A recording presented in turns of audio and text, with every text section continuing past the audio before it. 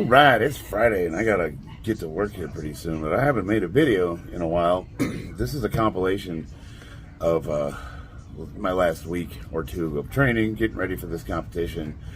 September 7th, Camp Rhino, Las Vegas, Nevada. Anybody in town want to check it out? Be there.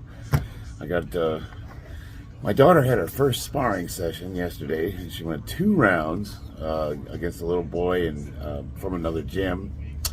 He was. I'm going to post that. I can't wait to post that. She did really good. The boy had a lot more training than she did, so it was. He was coached not to go too hard for the first round, and then they started getting into it, and they had a little exchange, and they went back and forth, and she did really good.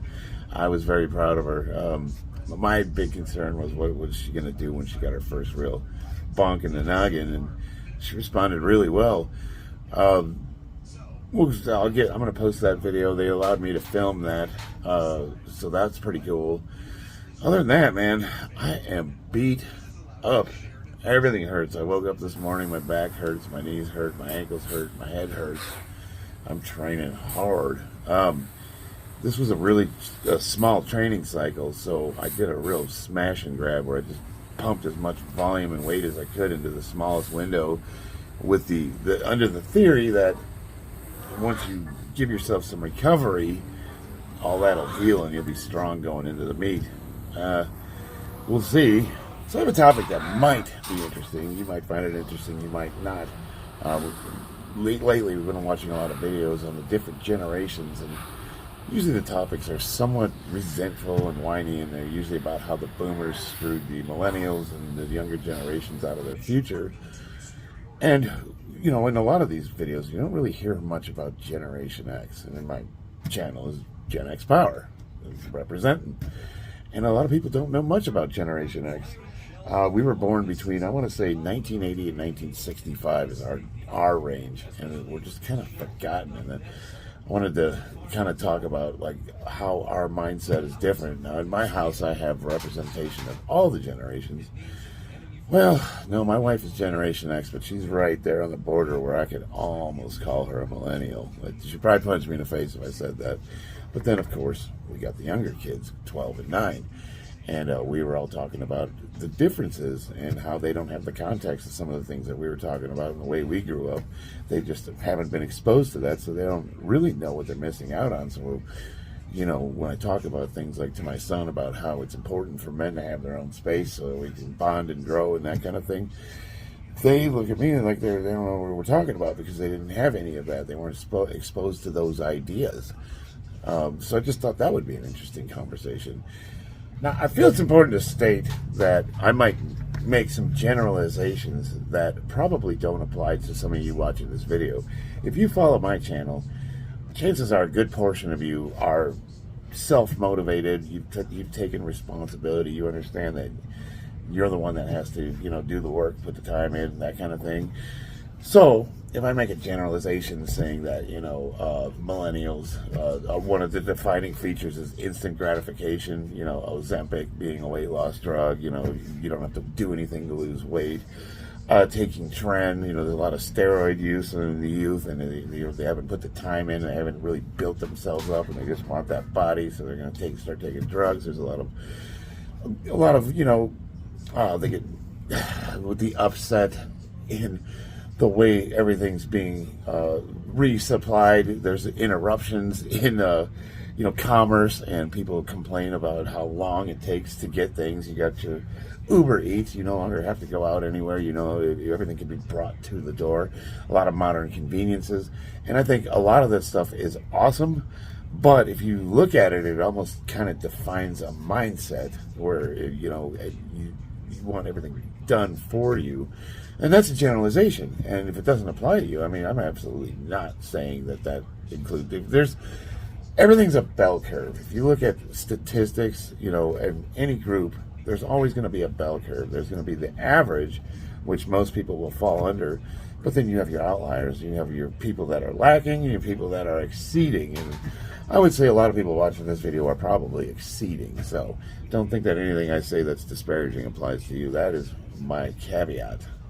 I'm also going into this realizing that I am pathological I might have a bit of childhood trauma that drives my, a mental obsession, a relentless pursuit of perfection. It's like I'm a psychopath. I understand that, like, you really don't need to be me to get good results. I'm just a psycho and I need to train every day, and part of that is to address my mental health issues. I consider training to be meditation.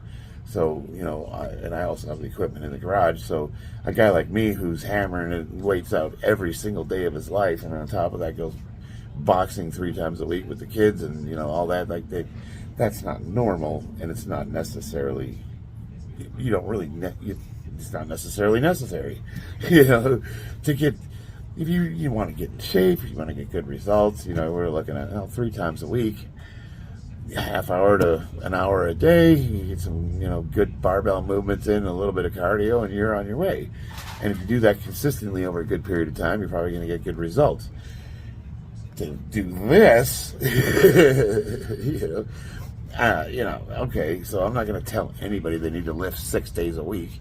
And usually, even on that 7th day, I got to come out here and do something, and that's me. And if whatever works for you. But, that's just, I'm going to throw in there that I'm abnormal. I would be an outlier. So I definitely don't think that I need to represent the average, to get, if you want, like I said, if you want to just change some things about yourself and start doing some better habits. I wouldn't even say that my habits are good. I would say that what I do is dangerous and unhealthy, and it's probably going to shorten my life. But I'm obsessed, and I'm going to get those records, and, that's, just throwing that out there. So, what are the generations? Well, according to my Pew Pew here, we got the boomers. That's 1955 to 1964. Grandma and Grandpa. Old man Kettle. Oh, Pa Kettle whittling wood on his porch. Generation X, my generation, 1965 to 1980. I guess we're starting to be we're often confused with boomers, but we resent the hell out of that, and I'll go into why that is. Millennials, 1981 to 1996, is going to be the bulk of what you see online. The people that are in levers of power, they're starting to come into their own. They're starting to take over the country, as they should. That every generation has their swing at it, and they're coming into that age group where you're going to start seeing them in politics and running companies, and you guys are the current generation, I would say. And then you got Generation Z. That's going to be my son, 12 to 27. They're still young. They're still trying to figure it out. And my daughter, would that be Generation Y? I don't know what her generation's called, 9 years old. And there's stark differences between all of them. I'm telling you right now, it is crazy. So we've always got this thing where every generation blames the generation before them, and they think that they're the cause of all their woes, and then the older generations look down upon the younger generations. They're like, these damn kids, if they would only look at how they dress. And it's like everything's secular. It's just the wheel keeps on turning, and I've lived long enough to go through them. And I think I have some interesting perspective on this, because I waited so long to have kids. Now, most of the people my age have kids in their 20s. They're out there getting out. They're getting out of the house. They're getting out in the world. You don't find a lot of us that have young kids. I waited Delphine. I was 36 years old, and then my son Aiden is a 40. Well, I got them reversed, but 36 and 40 is when I had my kids. So here I am thinking, man, I got to keep my crap together, because I'm going to be like Grandpa dropping Delphine off in high school. They're going to be like, your grandpa's really cool, man. I like that guy. And like, that's my dad. Damn. And then here, I'm finding more and more guys my age and older still having children. A friend of mine is 55, and he's got some young ones. And I'm just like, why do we wait so long? But it's interesting, because the dynamics of how we raise our kids has changed from the bell curve, the norm, the way parenting is being done. We are vastly different, and as a result, our kids are different. And as I'm interacting with kids their age in school, I see the stark difference, and it's super, super interesting. Right off the bat, one of the stark differences is a lot of the teachers are quitting. They cannot handle the kids. The kids have no social skills, no discipline. They're unruly. They're rude. Some of them are combative. And these kids are being raised by millennials. My kids have the influence of older generation, so we bring our values and things that are important to us is reflected in my children, so they act different, and they're constantly telling me every day, like, man, I don't understand these kids. Are we the weirdos? And I'm like, no, it occurred to me. I said, well, there's a generation gap there, so a lot of those kids are being trained by what I consider to be children, and maybe that's just me getting old. I noticed a lot of people blame the boomers for the state of the world. Now, it's cause and effect. Now, you could say the way the boomers lived did cause our current condition, but I don't think you can blame them. Imagine after World War II, the start of globalism, and all the vets came home. There was jobs available. You could get houses cheap. You could buy a car for a couple grand. It was just like the start of an economy where a single income could provide for a family. The wife could stay at home. A home was cheap. You could buy one, two, heck, you could buy real estate. It was just, the American dream was alive and well. Now, that was also the start of, the use of credit, the Federal Reserve, all that stuff came after that. And we continued this dominant march where the American dream seemed like it was endless, the land of opportunity. Anybody who was willing to put a little effort into anything could pick any job and, have a livable wage. And there was no reason for that generation to think that wouldn't continue.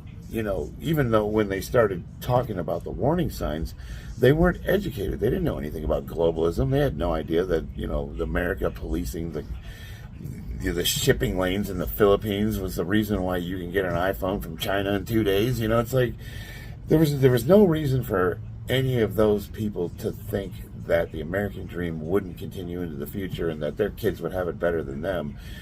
And it wasn't until, my generation, we grew up, our problem is that we grew up in excess. A lot of us had everything we could ever want, and we didn't have to worry for anything.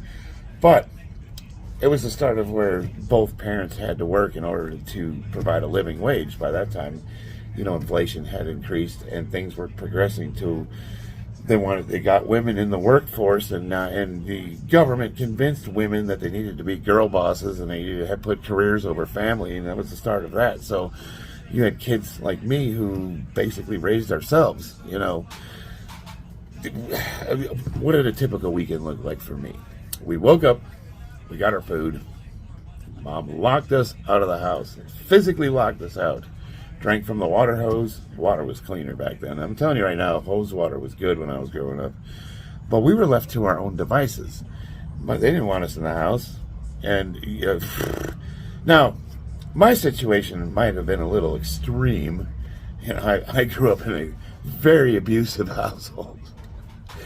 But I met up with my friends at the park. We would ride our bike for several miles to the park, and we'd all meet up and we would do our thing, whatever that is.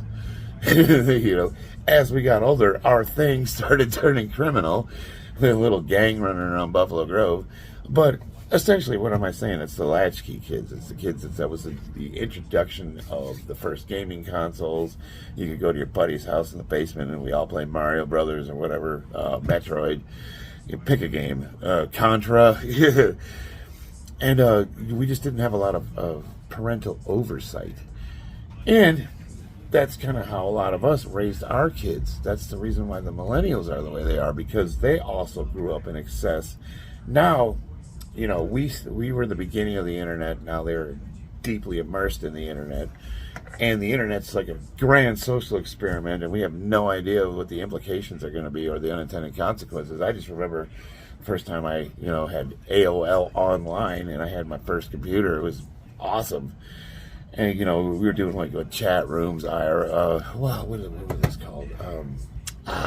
You guys know what I'm talking about. There was the chat rooms that you could join up, and it's kind of what evolved into Reddit, things of that nature. The problem with our generation is that we were not political at all. Because we had such success, We just weren't involved. There was nothing to be involved in. You get online and you hear Bill Clinton spouting about the, whatever, balancing the budget, or, you hear about these things that were happening overseas with, Reagan and Bush, but you're very detached from it. It wasn't until the Gulf War in 1991 that was kind of the first crack in the veil where we saw that not everything is the way it's supposed to be. It wasn't really, honestly, I would say Generation X had nothing to do with politics. We didn't vote, we didn't participate, we didn't care, and we didn't think about it. Why would we? There's nothing wrong. Everything's great. Until the towers fell. Yeah, that was when I started really paying attention, and I started to become disillusioned with the things that I thought were real and realized they weren't. But unfortunately, because we were so apathetic, we really screwed the millennials up. And now that their parents, their kids are horrific. But here's the cool thing. This is what I'm noticing.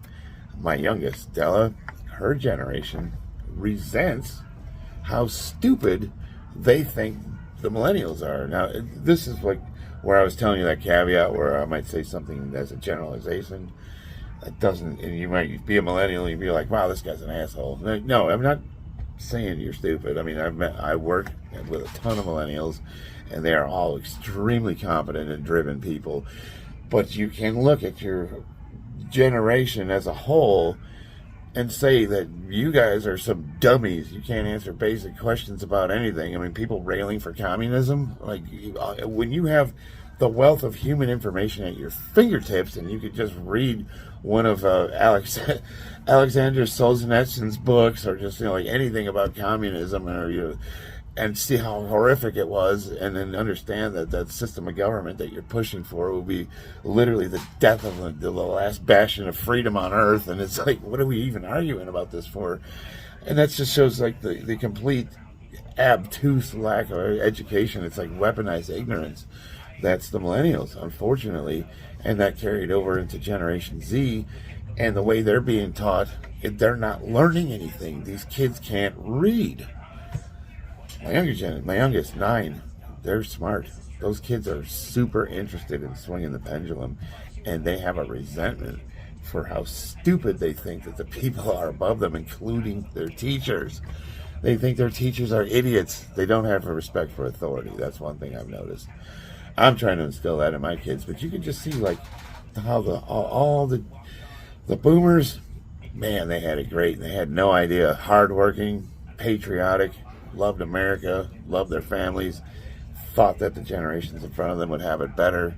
Generation X, globalism, economy, women working double the workforce, kids stay at home. We raised ourselves. Millennials, the apathetic generation that had no idea how to parented them and just left them to their own devices. Plus, now they have the internet, so they're online constantly.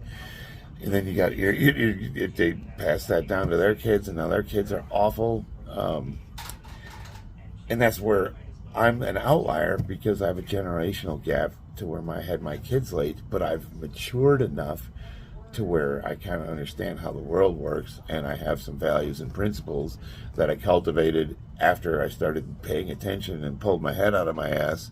If I would have had kids when I was younger, it would have been a disaster. Oh my God, I can't even imagine.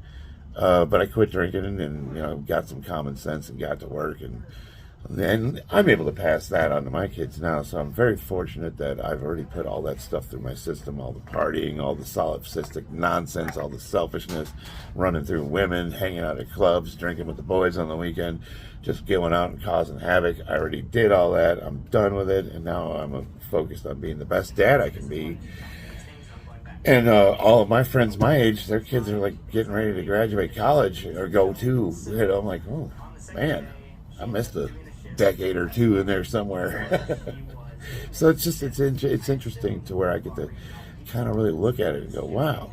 And now I'm able to see what the kids of my friends' kids are going through at school, because they don't have their hands on it, and I do. It's interesting. So I don't know. what do you guys think? You guys got kids.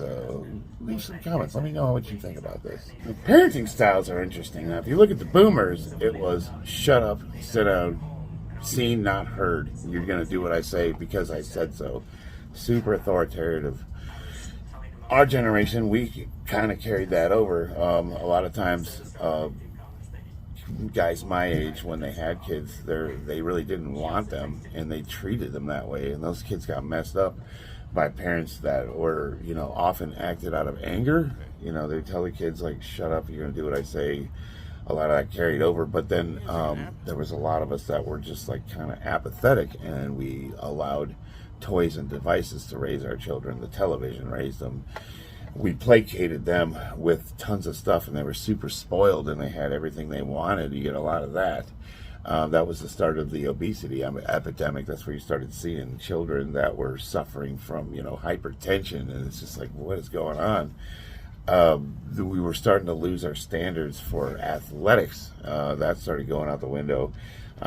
That's the generation where, No Child Left Behind, where they tried to standardize, the Department of Education, totally unconstitutional. The central government should have no say whatsoever in the curriculum of schools. And it's when the schools switched from actually teaching things to testing for things, and they get their funding based on test scores. It's just, we saw the system degrade to where now it's just like, why are they even going to schools? They're just indoctrination centers. And the millennial parenting style switched from, spanking your kids, you're going to do what I say because I said so, to this kind of soft parenting where, you have conversations with your kids and you patronize them and you give them options. And in a lot of ways, I like that style of parenting. There's a lot to take from it, but the main difference between all the parenting styles and how I raise my kids is I don't try to act. I'm not using a system with my kids. I just treat them like people. I talk to them. When I'm upset, they know it. When I'm happy, they know it. I don't talk down to them. I don't use a soft baby voice. I don't try to beg them to do things. I just talk to them. When my wife's mad and she's yelling at Aiden because he ain't cleaned his room and she's told him 7 times, I'll walk in there and be like, hey, bud, what are you doing? What, are you upset mom's yelling at you? Yeah, she's being kind of mean. Yeah, man, I heard her tell you like 7 times. Like, what are you trying to get out of this? Like, what are you doing? I heard you talk back to her, and that didn't make her happy. Like, what's going on? Well, she said something really mean to me. I'm like, no, I heard what she said, and she said it in a rough tone. But what? Do you think that you run this house? I just talked to him. And he talks back, and then I'll be like, well, here, if you just did what she told you to do, you'd have been out playing like an hour ago. What do you? I'm not telling you what to do, but I'm just giving you suggestions. And they never take suggestions ever. And I wind up having to go back in there, and then I do get mad after an hour goes by. I walk in and see he hasn't done anything. I'm like, all right, I gave you a chance to do this the cool way. Now you're gonna do it my way. So I know there's no act. I'm just me. And it shows, I have a relationship with my kids where they feel that they can come and talk to me for the most part. My son has some problems where he has a tough time opening up. Sometimes you got to pry it out of him. But for the most part, we just talk. We just have conversations. We just act like a family. And I don't know. And you see these parenting style videos and the way you have to treat your children. And it's just like, no, they're people. They're not developed people. For the most part, you can look at your kids as brain damaged or semi-retarded because their frontal lobes and all that's not fully developed yet. But you don't need to talk down to them or patronize them. You can just interact with them. And I found that for the most part, that works pretty well. And they're developing into some pretty cool little individuals that really impress me on a daily basis. Man, for the most part, though, I will admit that I also have no idea what I'm talking about. Like, they didn't come with a manual, dude. There's days where I feel like I shouldn't be a dad. I'm a failure as a human being. Why? I have days like that too. Don't get me wrong. I'm not trying to paint a rosy picture. It's tough. I didn't even get into that thing that happens when each generation, when they start showing their fashion off, and it's like goofy as hell, and you're looking at it like, oh, Lord have mercy, you're wearing that, and like it was what, goth, and then emo, and then it's just like the pants are hiked up, the pants are too short, mini skirts. Now they're wearing like baggy, like baggage, so you can't see any features. It's genderless. It's like, and you see it morph, and now they're bringing the '80s back, and they complain about the queer culture, like how kids are dressing, and I just think back to I grew up in the '80s, man. We dressed goofy. We had like spiked hair, and we wore some really weird shit. You remember glam rock in the '80s? They all looked like women. That was considered masculine. Man, Poison. What was it? Motley Crue. What are some of the common bands? Poison, Motley Crue, not Anthrax. I can list a bunch of bands. What are the glam rock? Led Zeppelin. What's another one? But yeah, there was a while there where we were all trying to be that rock star. Long flowing hair, skin tight jeans. You get your half shirt. It's just, if you wore that today, people would be like, "What's up, cupcake?" So, when they talk about how crazy the kids are dressing, I just think back, we did the same thing. And, the generation before me, they were the greasers. They had a cool look, but that was a departure from what they, grew up with, where it was suit and tie, and you basically didn't leave the house unless you were wearing formal wear. So, yeah, that was really bohemian. But to keep this video short, I will say, because I do got to get to work here, if this is something that you want to continue to have a discussion about, post me some comments on your thoughts on the generational differences, and then we can start a conversation, because it's something that really interests me. It's interesting how everything changes, but everything stays the same. You know what I mean? And on that note, I gotta get to work. I love you guys. I'll see you on the battlefield.